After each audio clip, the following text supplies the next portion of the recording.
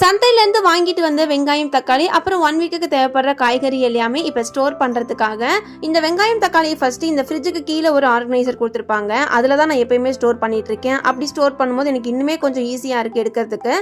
எப்பயுமே டிஷ்யூஸ்லாம் யூஸ் பண்ண மாட்டேன். லாஸ்ட் டைம் வந்து சின்ன வெங்காயம் போடும்போது அந்த தோல்லாம் கீழே வந்து விழுந்துட்டு நிறைய குப்பையாயிட்டே இருந்துச்சு. அடிக்கடி கூட்டுற மாதிரி இருந்தது. அதனால இப்போ டிஷ்யூ பேப்பர்லாம் போட்டுட்டு அதுக்கப்புறம் வந்து ஸ்டோர் பண்ணலாம்னு சொல்லிட்டு எல்லாமே எடுத்து வச்சிட்டு இருக்கேன். இப்போ நான் சைடில் குத்திருக்கிற இந்த கிளிப்பு எனக்கு எப்படி இருக்குன்றத மறக்காம சொல்லுங்க. சின்ன வயசுல நம்ம எல்லாருக்குமே அம்மா வந்து சைடுல குத்தி அழகு பார்ப்பாங்கல்ல. எனக்கு இது குத்தின உடனே எனக்கு அந்த ஞாபகம் தான் வந்தது. சரி அழகா தான் இருக்கு, நானும் அப்படியே குத்திட்டு வேலை பார்க்க ஸ்டார்ட் பண்ணிட்டேன். உங்களுக்கும் சின்ன வயசுல இந்த மாதிரி குத்தி விட்ட ஞாபகம் இருக்கா அப்படிங்கறத கமெண்ட்ஸ்ல மறக்காம எனக்கு ஷேர் பண்ணுங்க. நான் வாங்கிட்டு வந்த தக்காளி காய்கறிகள் இது எல்லாமே எடுத்து ஃப்ரிட்ஜ்ல ஸ்டோர் பண்ணிட்டு இந்த வீக்குக்கு நான் மிளகு தக்காளி கீரை தான் வாங்கிட்டு வந்திருந்தேன். அப்படியே கையோட அதையும் வந்து ஆஞ்சி எடுத்து வைக்கலாம்னு சொல்லிட்டு எல்லாமே எடுத்து வச்சுட்டு ஃபுல் அண்ட் ஃபுல் வந்து பாத்தீங்கன்னா இந்த குப்பையெல்லாம் கூட்டி எடுத்துட்டேன். இன்னைக்கிட்டே இப்படிதான் போச்சு. நாளை ஒரு சூப்பரான வீடியோல பார்க்கலாம். பாய்.